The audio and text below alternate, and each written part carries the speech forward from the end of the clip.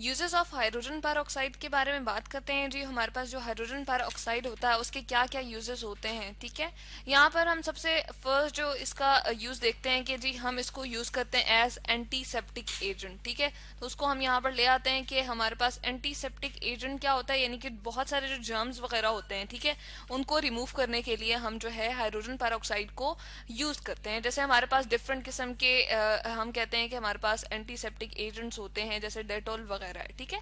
तो इसमें जो है हमारे पास मेन केमिकल जो है वो यूज हो रहा होता है वो हाइड्रोजन पेरोक्साइड होता है। इससे क्या होता है जी, हमारे पास जो बहुत सारे जर्म्स वगैरह होते हैं वो रिमूव हो जाते हैं। तो ये हमारे पास फर्स्ट इसका एक यूज हुआ। नेक्स्ट जो हम कहते हैं कि जी हम कहते हैं इसको कि एज ब्लीचिंग एजेंट के तौर पे हम इसको यूज करते हैं, ठीक है।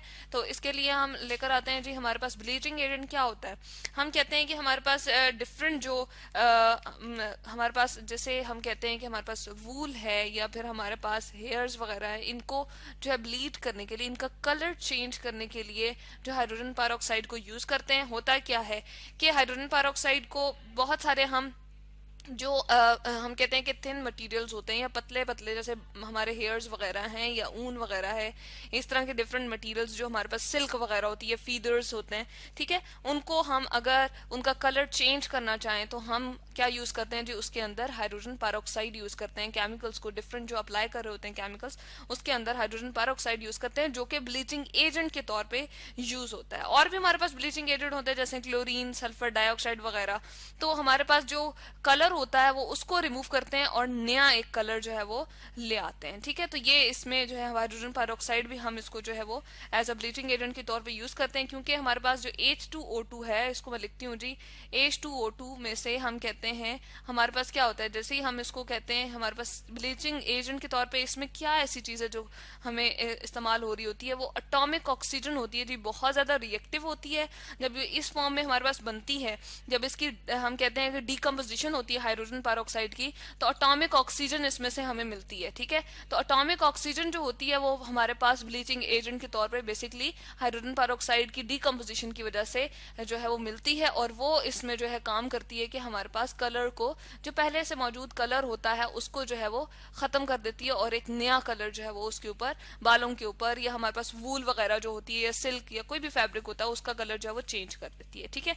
और यहाँ पर मैं बताती चलूँ कि ये हमारे पास क्या होता है, एंटीसेप्टिक एजेंट जो है वो हम क्लीनिंग के लिए, क्लीनिंग ऑफ द वाउंड्स के लिए भी यूज करते हैं। क्लीनिंग वाउंड्स, जख्म वगैरह जो आपके होते हैं, ठीक है, वहां से हम कहते हैं कि जर्म्स वगैरह को हटाने के लिए हम जो है वो क्या यूज करते हैं, डेटल वगैरह, या हमारे पास जो एंटीसेप्टिक एजेंट होता है उसमें हाइड्रोजन पेरोक्साइड यूज करते हैं, ताकि हमारे पास इसमें आप क्या होता है जी, 5% यूजुअली इसका जो है 5% हाइड्रोजन पेरोक्साइड का लिक्विड भी मिलता है। हम कहते हैं कि इसका जो है हमारे पास एक ऐसा लिक्विड होता है जिसके लिए, जिसको हम यूज करते हुए 5%, यानी कि उसमें बहुत कम क्वांटिटी हाइड्रोजन पेरोक्साइड की, 100 अगर हमारे पास दूसरे कोई चीज मौजूद है तो उसमें से सॉरी हमारे पास जो है 5 हिस्से जो है वो लिक्विड हमारे पास ये हाइड्रोजन पेरोक्साइड जो है मौजूद होता है। 100 में से 5 हिस्से जो है वो हमारे पास हाइड्रोजन पेरोक्साइड मौजूद होगा। तो ये हमारे पास एक लिक्विड होता है जिसको हम डिफरेंट क्लीनिंग के लिए, क्लीनिंग पर्पसेस के लिए यूज कर सकते हैं, ठीक है, जर्म्स वगैरह को खत्म करने के लिए, ठीक है जी। उसके बाद जो हमारे पास नेक्स्ट है रीस्टोरिंग ऑफ द पेंट्स, ठीक है। हम रीस्टोरिंग ऑफ द पेंट्स क्यों कह रहे हैं जी, हमारे पास जो बहुत डिफरेंट किस्म के पेंट्स होते हैं, जो पेंट हम करते हैं, ठीक है, उसकी एज इट इज उसको बरकरार रखने के लिए, ये थर्ड हमारे पास इसका यूज है जी, उसको एज इट इज रखने के लिए हम जो है हाइड्रोजन पेरोक्साइड को लिक्विड, यहाँ पर हम लिखते हैं जी लिक्विड हाइड्रोजन पेरोक्साइड को जो है लिक्विड LiQ मैंने लिखा है, इसको हमने इस तरह से बता दिया जी, लिक्विड H2O2 को हम यूज करते हैं, ठीक है जी।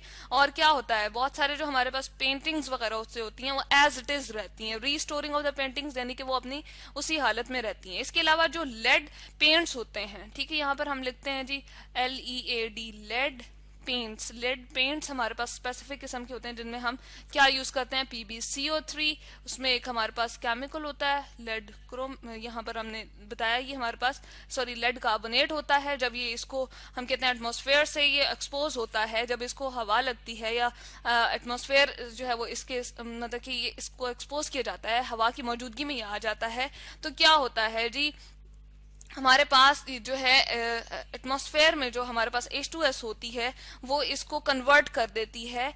H2S जो होगी, मैं इसको साथ में लिखती हूँ जी, एटमॉस्फेयर में जो H2S लेट सपोज यहाँ पर हमारे पास मौजूद थी, इसको मैंने H2O लिख दिया जी, H2S लिखते हैं, वो इसके साथ मिलके और इसको किस में कन्वर्ट कर देती है जी, इसको कन्वर्ट कर देती है, प्लस का साइन शो कर रहा है कि इसके साथ मिल गई और कन्वर्ट कर दिए इसको लेड सल्फाइड में। यहाँ पर हम लिखते हैं लेड सल्फाइड में। तो हम क्या करते हैं, हम इसको ट्रीट करते हैं जी H2O2 से।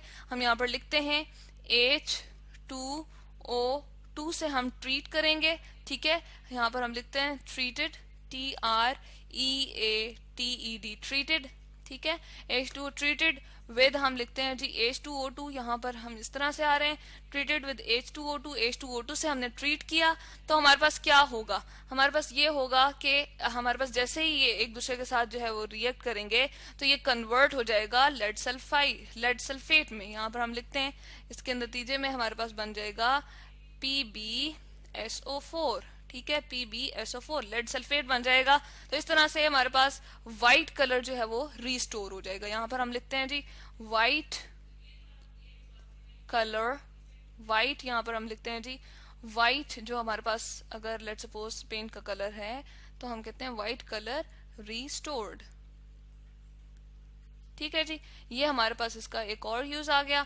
और हमारे पास एक और यूज होता है जिसको हम कहते हैं फ्यूल कंपोनेंट के तौर पे भी हम इसको यूज करते हैं, जो हमारे पास स्पेस वगैरह में जो क्राफ्ट्स वगैरह जा रहे होते हैं जी, ठीक है, तो उसके लिए हम जो है वो इसको एज अ फ्यूल यूज कर रहे होते हैं। अब फ्यूल में क्या होता है जी, जब एज अ फ्यूल हम इसको यूज करते हैं तो हमारे पास इसकी बाय प्रोडक्ट्स इस तरह की बनती हैं कि हमारे पास जो है जैसे जैसे H2O2 बर्न होता है, यहाँ पर हम लिखते हैं H2O2 burns, ठीक है, जैसे जैसे ये हमारे पास रिएक्शन मतलब कि बर्निंग इसकी स्टार्ट हो जाएगी तो हमारे पास जो है वो क्या होगा जी, स्पेस रॉकेट्स वगैरह में हमारे पास ऑक्सीजन जो है वो प्रोवाइड होती रहेगी। जैसे जैसे बर्न हो जाएगा तो ऑक्सीजन ये हमें प्रोवाइड करेगा।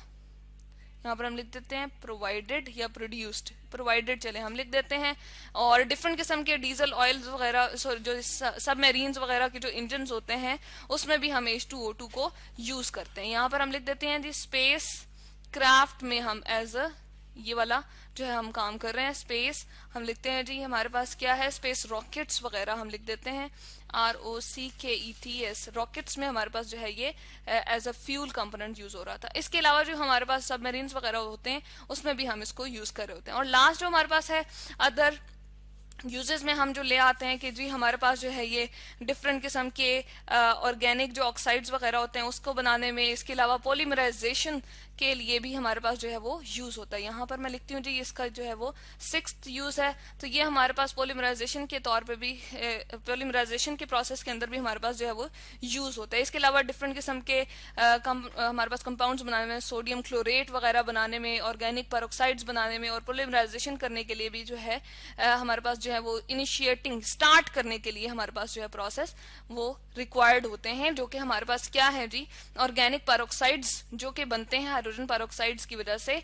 तो हमारे पास पॉलीमराइजेशन को स्टार्ट करने में जो है वो हमारे पास इसके नतीजे में जो है प्रोडक्ट आ जाता है जो कि है हमारे पास सोडियम क्लोरेट, ठीक है। इसके अलावा सोडियम क्लोरेट के अलावा ऑर्गेनिक पेरोक्साइड्स भी जो होते हैं वो पॉलीमराइजेशन को स्टार्ट करने में जो है वो हमारे पास काम आते हैं, जो कि किसकी वजह से बने हैं जी, हाइड्रोजन पेरोक्साइड की वजह से बने। तो इस तरह से इसका एक ये भी हमारे पास यूज हुआ। तो एंटीसेप्टिक एजेंट के तौर पे, इसके अलावा ब्लीचिंग एजेंट के तौर पे यूज होता है, रिस्टोरिंग पेंट्स करता है, ये फ्यूल कंपोनेंट के तौर पे भी यूज होता है स्पेस रॉकेट्स में।